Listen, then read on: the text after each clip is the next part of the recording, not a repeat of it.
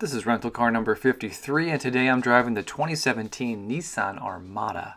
This is a full-size 4-door SUV that retails for about $44,000.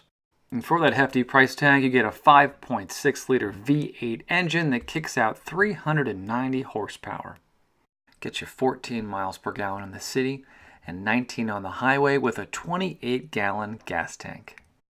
I drove this car for about 2 days and I put well over 260 miles on it, spending about 4 hours on the road. And I gotta say, the V8 engine performs really nicely. You get some decent acceleration, even though this is a very large vehicle. The Armada actually sits on the Nissan Titan pickup frame, and that's pretty obvious while you're driving this because you are pretty high up, which, well, I kind of like. I also like that the cabin noise is pretty minimal in this car. Let me give you just a quick taste of how it sounds. It's not bad. I was able to listen to my podcast at a decent volume and I was easily able to understand a phone call. Jumping inside the front seat, you can see that you get a cloth interior with some nice wood inlay panels scattered around the vehicle. The steering wheel is leather and it has some nice buttons on the left and right hand side. On the left, you have your volume and phone buttons, along with another sort of switch to interact with the digital screen in between the gauge cluster. And on the right-hand side, you have your cruise control buttons. And then above the steering wheel, you have your gauge cluster with 2 nice-sized gauges and then a small digital screen in between. The key fob for this vehicle is the same as you get on any new 2017 Nissan. It's fairly light, it's an oval shape, and it has 4 buttons on the front with no buttons on the back. The Armada comes with a push-button start. It's located right here to the right of the steering wheel, and the car seems to boot up in a fairly quick time of about 4 seconds. The center console has a nice size digital screen. It's a touchscreen. The colors are not that bright. I had a little bit of difficulty seeing this in bright sunlight, but the menus are organized fairly well, and I had no problems figuring out how to use the system within just a few seconds. You can interact with the touchscreen with this series of buttons located directly below the screen. Everything is nice here, though you do have to reach a bit to touch these while you're driving. And then below there are various buttons to interact with the entertainment features, and then also the climate controls at the bottom. I found these to be a little bit difficult to use. You do have to reach around the gear shift to get to them, but you do get nice big buttons to interact with the fan. The Armada comes with a standard gear shift and a push pedal parking brake. And then directly below, I should say behind there, you also get another control to interact with the different settings for the different types of driving conditions. And then moving further back, there is a nice storage space right here with a USB port. I found this to be the perfect place to store my cell phone.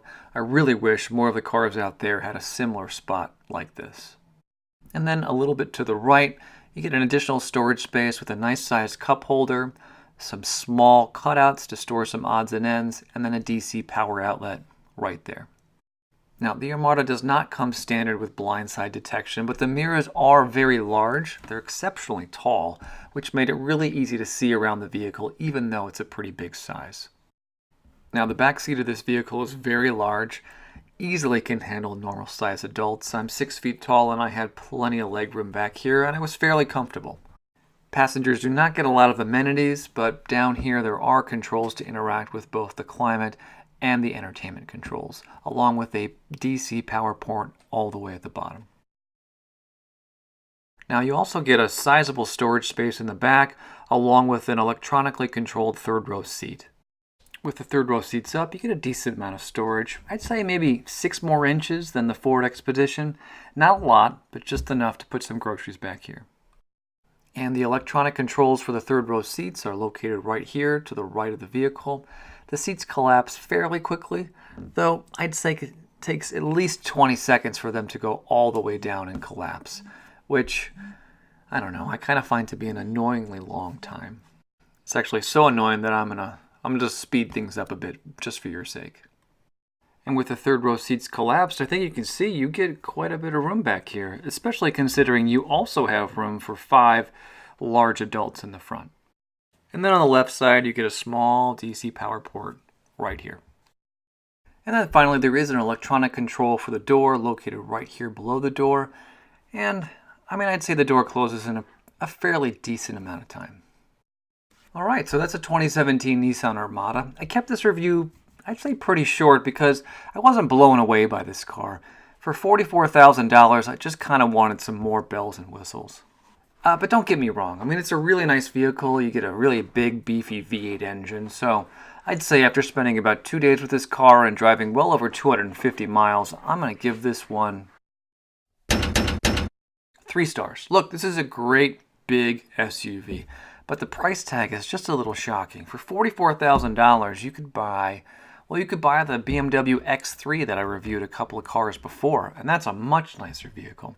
So I would be happy to rent this car again, but I don't think I would buy it. Alright, that's it. Thank you so much for watching, and I hope you join me next time when I rent my 54th rental car. I'll see you then. Bye.